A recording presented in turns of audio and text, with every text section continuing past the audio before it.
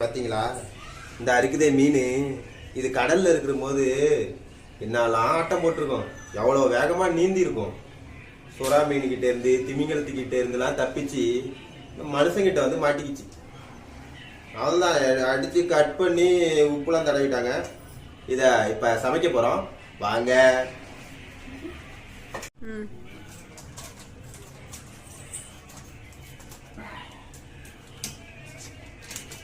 இதை கட்டலாம்ல,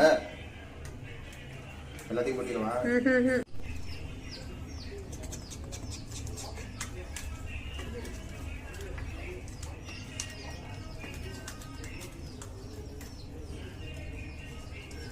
என்ன இது?